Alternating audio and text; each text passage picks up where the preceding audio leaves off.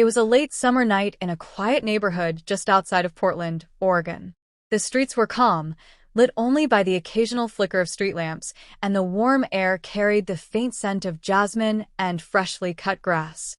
Inside the cozy two-story home on Willow Creek Lane, Emma sat on the couch sipping a cup of herbal tea, the soft glow of the television flickering against her face. Her husband, Michael, was away on a short business trip, and the house felt unusually quiet. She didn't mind the solitude, though. Sometimes it was nice to have the space to herself, even if only for a couple of days. Emma had only been married to Michael for a little over a year. It had been a whirlwind romance, the kind that felt like something out of a novel. She'd met him at a coffee shop where she worked part-time while pursuing her degree in early childhood education. He was older, steady, and warm, everything she hadn't known she needed until she found it. Along with Michael came a part of his world that was new to her, his 17-year-old son, Ryan. Ryan had been understandably reserved at first. Losing his mother a few years earlier had been hard, and accepting someone new in his father's life, and now his home, was not an easy transition. But Emma had never tried to replace anyone. She was simply herself, kind, respectful of boundaries, and patient. Over the months, their relationship slowly shifted from polite to comfortable. They weren't best friends, but they had built something like trust. That night, Emma had just finished folding the last load of laundry and was making her way upstairs. She carried the warm clothes in a basket, humming quietly to herself as she climbed the wooden steps. She passed by Ryan's room, the door slightly ajar, light from his desk lamp spilling out into the hallway. She could hear the faint click of a keyboard. He was probably working on one of his coding projects or chatting with friends online. Emma smiled to herself and entered her bedroom, placing the basket of laundry on the bench at the foot of the bed. She stretched her arms above her head, feeling the fatigue of the day settle in her muscles. The room was dim, lit only by a small bedside lamp casting a golden hue across the space. She kicked off her slippers, walked to the dresser, and pulled out a fresh t-shirt and soft pajama shorts. With the window open and the breeze gently rustling the curtains, it was the perfect night for something light and comfortable. She reached behind her neck to undo the clasp of her top when she heard the sound of the doorknob turn. Her heart jumped. She turned around just as Ryan pushed the door open and stepped inside. He froze the moment he saw her. Emma's hands flew up to cover herself, even though she was still mostly dressed. "Ryan," she said, her voice full of surprise and confusion. His eyes widened in horror, and he immediately turned his back to her. "I'm sorry. I didn't know you were in here. I thought something happened. I'm really sorry." Emma quickly slipped on the t-shirt she had pulled from the drawer, her face flushed. It's okay. Just knock next time, all right?" Ryan kept his back to her, nodding quickly. "I heard a weird noise. I thought someone might have broken in or something. I swear I didn't mean to barge in." Emma took a deep breath. Her heart was still racing, but she could hear the panic and embarrassment in his voice.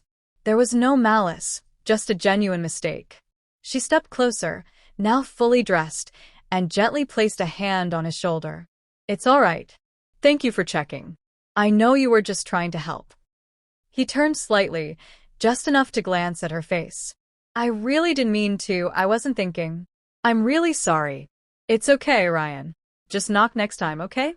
That's all." He nodded again, then quickly stepped out of the room, pulling the door shut behind him. Emma sat on the edge of the bed, exhaling slowly. The moment had passed, but the strange rush of adrenaline and awkwardness lingered. She wasn't angry. If anything, she was startled by how human the moment had felt. A raw, real intersection of two people who were still learning to navigate the space they shared. The next morning, the house was bathed in golden light.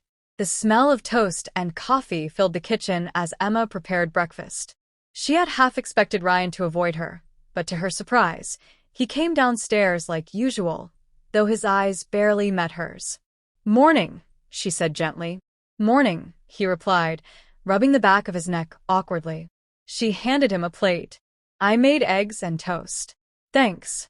They ate mostly in silence. There was a heaviness in the air, but it wasn't tension. It was something unspoken, perhaps mutual embarrassment or maybe just the weight of an unexpected moment they had shared.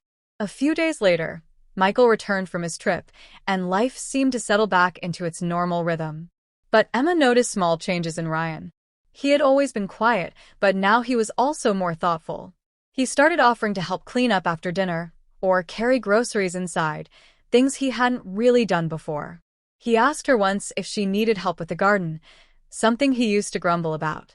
And every time he approached her room, he made sure to knock, soft but clear. One Saturday afternoon, Emma was out front planting new flowers in the garden when Ryan came outside, sipping from a water bottle. He hovered by the porch for a moment before stepping down into the yard. "You need help?" he asked. Emma looked up, shielding her eyes from the sun. "You offering?" He gave a small, shy smile. "Yeah.